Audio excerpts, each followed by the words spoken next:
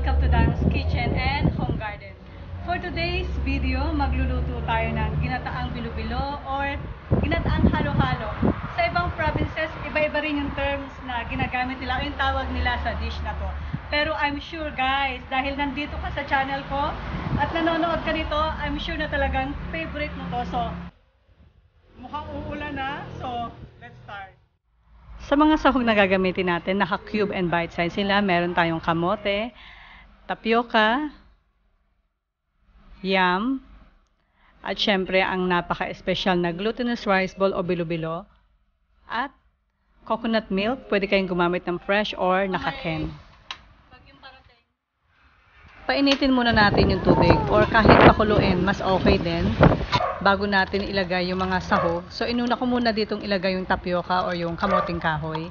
And then, pagkatapos na susunod na rin natin yung mga kamote.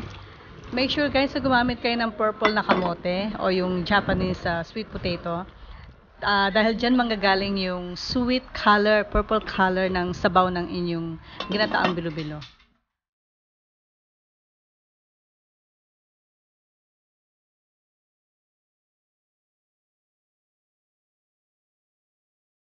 Napakadali lang gawin to guys. So, meron tayong glutinous rice flour. So, napaka-importante na malagkit talaga yung gagamitin ninyo. Kasi kung ordinary flour lang or yung bigas, mas matigas yun. And then, wala yung texture ng smooth and sticky.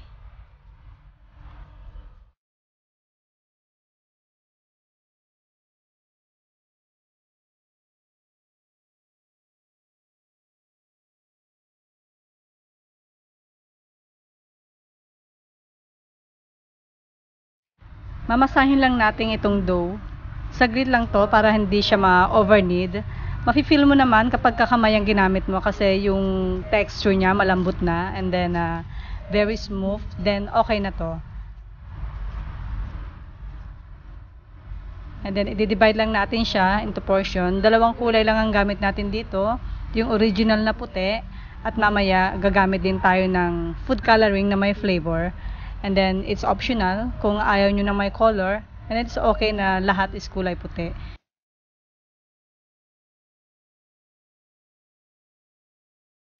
So again guys, yung food coloring, that is optional. Ang the best na alternative is yung kumuha kayo ng konting sweet potato kanina, yung purple. I-mash nyo siya and then isama nyo sa pag-knead sa dough.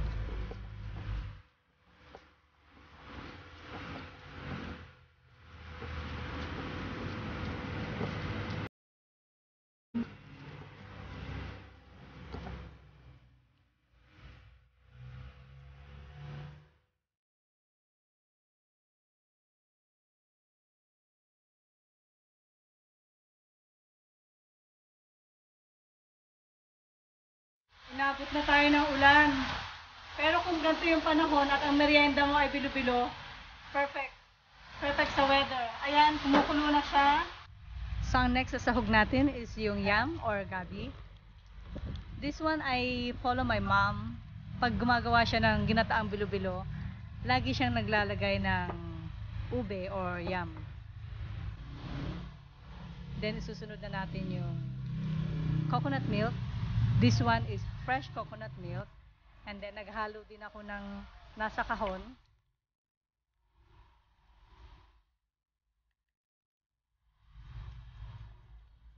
And then, naglagay na rin ako ng 3/4 cup ng white sugar.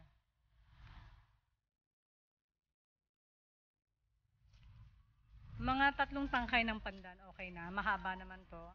And then, hinugasan ko na siya. And then, instead na taliin ko siya, kinat ko na lang kasi minsan merong tinik. So, be very careful with your pandan.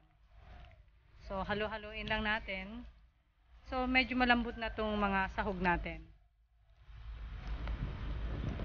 Then, ihahalo ko na din yung ginawa nating rice ball. And I want to say hello to all our viewers from Indonesia, Singapore, and Malaysia. They also have their version of ginataang halo-halo in their country. And in Malaysia, it's very famous as well.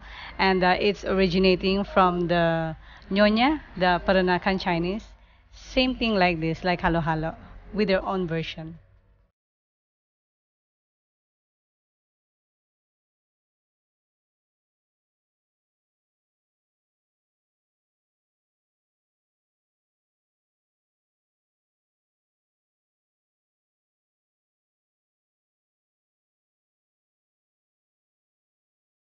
So, paano nyo malalaman na luto na yung inyong rice ball? Pag nakikita nyo na nakalutang siya o nagpo-float na yung mga rice ball, so, ayan yung sign na luto na siya. And then, halu-haluin lang natin para hindi dumikit or masunog yung nasa bottom part. Sobrang bango. Naamoy ko yung aroma ng coconut milk at ng pandan. Smells so good. Gumawa tayo ng slurry, guys. Ito yung mixture ng cornstarch at saka tubig. So, hinalo lang natin siya and then gradually yung paglagay natin. Depende din sa inyo kung gaano kalapot yung texture na gusto nyo sa sabaw. Slurry o yung cornstarch, it helps to thicken the soup o yung sabaw ng inyong ginataang bilo-bilo.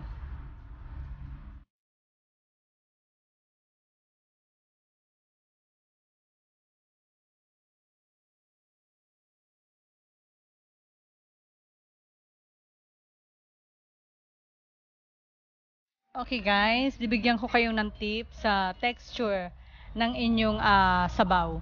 Kapag ka naglalagay kayo ng slurry o yung mga pampalapot, not to the extent na sobrang lapot ng niluluto nyo. Kasi pag lumamig yan guys, matigas yan, magdidikit-dikit sila. So ngayon, medyo loose yung sabaw. Mamaya habang lumalamig siya, lumalapot yung sabaw. So kapag ka malamig na yan, still very consistent yung sabaw ninyo and then yung mga sahog.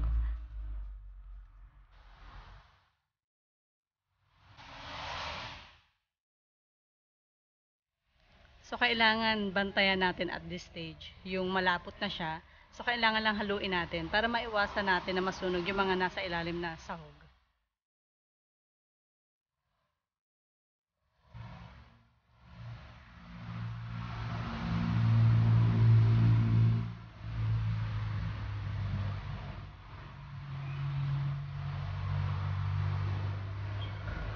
So now let's plate it. Luto na to.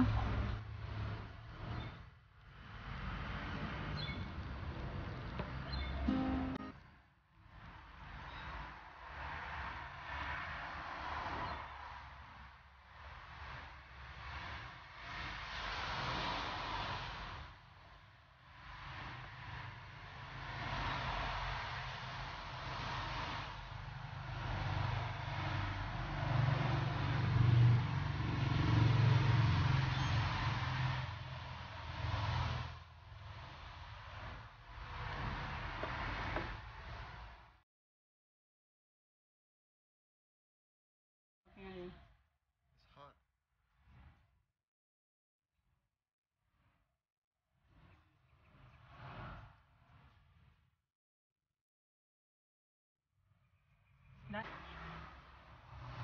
How is it?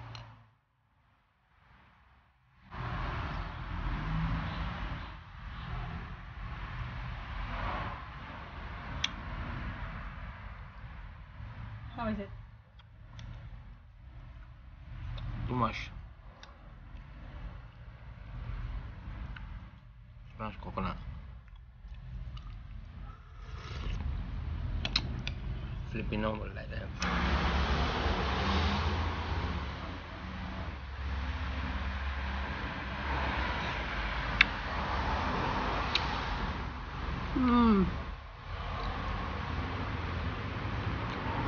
Yung lasa niya ang sarap, yung sabaw, yung pandan. It takes me back to my childhood. Akala ko matatanggal yung cravings ko. Nakaka-homesick pala to.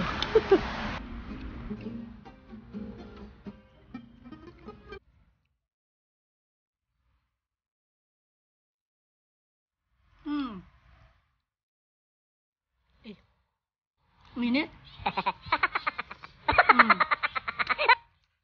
I hope you enjoy watching this video, and if you find it helpful, please like and share. And if you're new to my channel, please remember to subscribe and click on the notification bell so you'll get updated on my next video here in Dang's Kitchen and Home Garden. Thank you for watching. Bye!